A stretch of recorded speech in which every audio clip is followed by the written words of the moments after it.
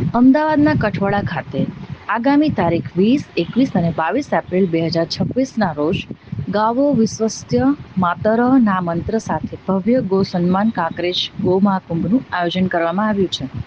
SP ring road પર Dastan circle પાસે આવેલા રબારી હરિભાઈ લાખાભાઈના કુવા ખાતે આ ત્રિદિવસીય મેળાનું આયોજન થશે. આ કાર્યક્રમના મુખ્ય આયોજક લાલાભાઈ રણછોડભાઈ રબારી છે. આ ભવ્ય કાર્યક્રમની સત્તાવાર જાહેરાત સમયે તેમની સાથે જાણીતા ગૌસેવક શ્રી રાજેન્દ્ર રાઠી તેમજ ગૌ સેવા ગતિવિધિ સૌરાષ્ટ્ર પ્રાંત અને ગુજરાત પ્રાંતના કાર્યકર્તાઓ ખાસ ઉપસ્થિત રહ્યા હતા અને કાર્યક્રમની વિસ્તૃત માહિતી પૂરી પાડી હતી. આ મહાકુંભ માટે આશરે 450-500 ગાયોનું રજીસ્ટ્રેશન થયું છે, જેમાંથી 100 ગાયોની પસંદગી કરવામાં આવશે. આ મહાકુંભનો મુખ્ય ઉદ્દેશ્ય લુપ્ત થતા શુદ્ધ દેશી કાંકરેજ ગૌવંશને પુનઃસંવર્ધિત કરીને સમાજમાં સન્માનીય સ્થાન અપાવવાનો છે. આ આયોજન દ્વારા સમાજમાં જાગૃતિ લાવવાનો પ્રયાસ કરવામાં આવશે કે ગૌમાતાનું સંવર્ધન કુદરતી રીતે કાંકરેજ નંદી મહારાજ દ્વારા જ કરવામાં આવે અને કૃત્રિમ સંવર્ધનને પ્રોત્સાહન ન અપાય. આ ઉપરાંત ગૌ આધારિત ખેતીને વેગ આપીને ગૌપાલકોને આત્મનિર્ભર બનાવવાનો અને સંપૂર્ણ ગૌવંશની તેમના જીવનના અંતિમ શ્વાસ સુધી સેવા કરવાનો સંકલ્પ આ મંચ પરથી લેવામાં આવશે. 3 દિવસીય મહોત્સવમાં અનેકવિધ કાર્યક્રમો યોજાશે. પ્રથમ દિવસે કાંકરેજ ગો મહાકુંભનો શુભારંભ ગૌવંશ અને ગોપાલકોના ભવ્ય સામયા સાથે થશે. ત્યારબાદ સુરભી યજ્ઞ, ગૌવંશ સ્પર્ધા અને ગૌ વિજ્ઞાન ગોષ્ઠીના સત્રો યોજાશે. મનોરંજન માટે પ્રથમ રાત્રિએ ગોદાન મૂવી બતાવવામાં આવશે, જ્યારે બીજા દિવસે ગૌવંશ સ્પર્ધાના બીજા તબક્કા સાથે રાત્રિના સમયે પ્રખ્યાત કલાકારો દ્વારા ભવ્ય લોકડાયરાની રમઝટ જામશે. છેલ્લે 22 એપ્રિલના રોજ વિજેતાઓને ઇનામ વિતરણ સાથે આ મહોત્સવની પૂર્ણાહુતિ થશે. નમસ્કાર. અમદાવાદમાં સ્થિત ગૌ માતા મહાકુંભનું આયોજન થઈ રહ્યું છે.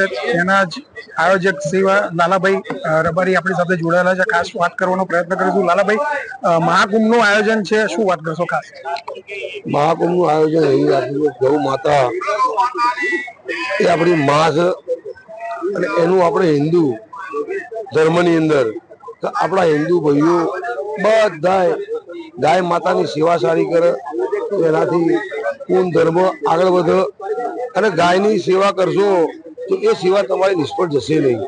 અને ગાયની અંદર એટલા બધા ગુણ ધર્મ છે, તો સારા સારા રોગો શરીરના કેન્સર, લેવલ, કિડની, આ બધા પ્રોબ્લેમો સોલ્વ આ ગૌ માતાના દૂધથી. ગૌ માતાનું દૂધ એટલે અમૃત કહેવાય.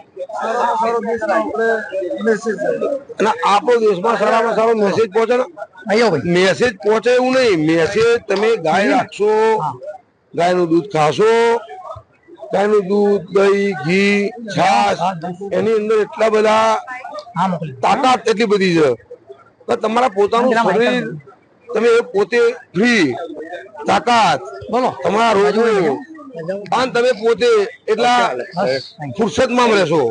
આવી વસ્તુ બધું ગાયના દૂધમાં છે. લાલાભાઈ, વાત કરવામાં આવે આ કાર્યક્રમ વિશેની, ખાસ લોકો ગુજરાતમાંથી કેટલા લોકોએ આમાં ભાગ લીધો? ગુજરાતમાંથી લગભગ 1500 માણસો છે મારા માલધારી, બધાને ભાગ લીધો. પ્રોત્સાહિત માટેના શું આયોજનો તમારા થકી કરવામાં આવે? આયોજનો એવા કરવામાં આવે કે બધાને રહેવા, ખાવા, પીવાની વ્યવસ્થા અહીંયા પૂરેપૂરી આપણે આપેલી છે. આવશે એ સારી સારી ગાયો. અહીંયા ખાલી ગાયનો વેપાર નહીં થાય, ગાયનો વેપાર નહીં થાય. ગાયના ઇનામ જે પાત્ર ગાય છે ઇનામ મળશે. વેપાર વાળી વાત અહીંયા રાખેલી નથી. એટલે જેને વેપારની જેની ભાવના હશે એ અહીંયા નહીં જાય, એ હમણાં રીતે કરશે બધા. અહીંયા આ જગ્યા ઉપર નહીં.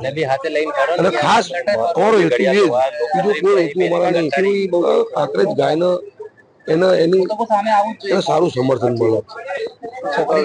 સરકારને અપીલ કરવી છે, રાષ્ટ્રીય પાણીનો દરજ્જો તમે આપણા કીધી કોઈ આપવાના નહીં. ભગવાન માતા એમનો કોઈ સારો ભાવ થાય, સારું ગાય પ્રત્યે સારું વિચાર એ આપણા માટે મોટી વસ્તુ છે. એના અનુસંધાનમાં ખાસ કરીને જનતાને શું મેસેજ આપશો? જનતાને મેસેજ આપવા આપણે માગીએ છીએ તો ગાય માતાના રાષ્ટ્રીય માતા બનાવો ને તો એના જેવું આવું ભાગ્ય કહેવાય. આપણા સનાતન ધર્મમાં, આપણા ધર્મની અંદર આપણી માં કરીએ છીએ પણ માને કોઈ દરજ્જો આપણે આપી શકતા નહીં. આપણે એવો મેસેજ પહોંચાડવા માંગીએ છીએ કે બધા ભાઈઓ હરી મરીને કંઈક એને સારું પ્રોત્સાહન મળે ને એ કરાવવા માંગીએ છીએ. આપણે એ જ મેસેજ પહોંચાડવા માંગીએ છીએ. મિત્રો આ હતા લાલાભાઈ જે જણાવી રહ્યા છે કે સગવડોથી સજ્જ અને આવનારા સમયમાં જે 20-21-22 ના રોજ મહાકુંભનું આયોજન થવાનું છે.